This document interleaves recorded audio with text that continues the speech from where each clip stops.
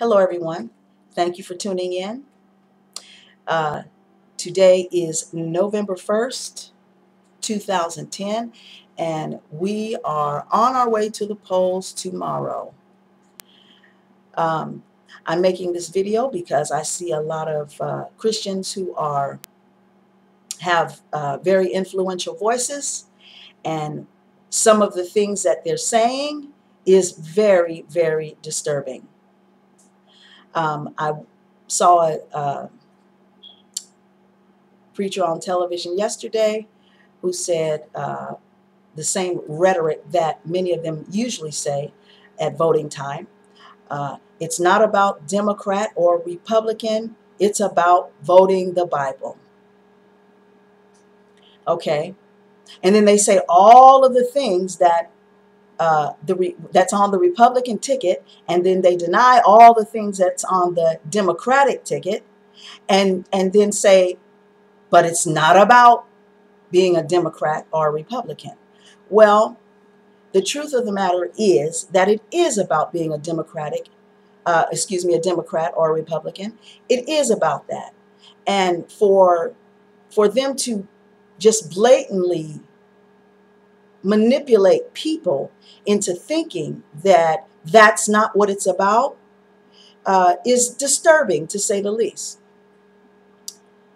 Another person said, how would Jesus vote? Well, I tell you one thing. I don't know how Jesus would vote, but I do know from what is recorded in the Bible what Jesus would do. Jesus would not manipulate. Jesus would not twist and turn his words only to get his point validated. Jesus was very blatant about who he was, what he believed, and what his purpose was. So I'll give you an example. He went into the temple one day and he saw that they were selling merchandise. And so he went in and he just started turning over the tables. And he pulled out a whip. And he said, my house shall be called a house of prayer. You have made it a den of thieves. And no twisting and turning about that. It is what it is. He said what he meant, and he meant what he said.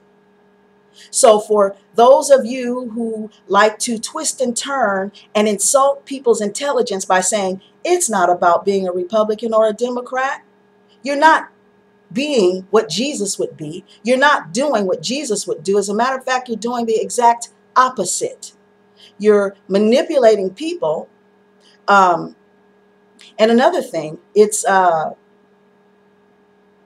those of you who do this because you don't want to side with any political party, yet you want to call out all of the agendas for one and disagree with all of the agendas for the other. Well, what you're doing is saying, for those of you who agree with me, great. For those of you who don't agree with me, great, because you'll still follow me. Because I told you it really wasn't about that.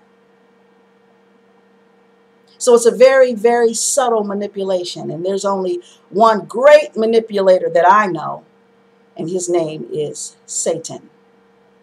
Stay tuned for part 2.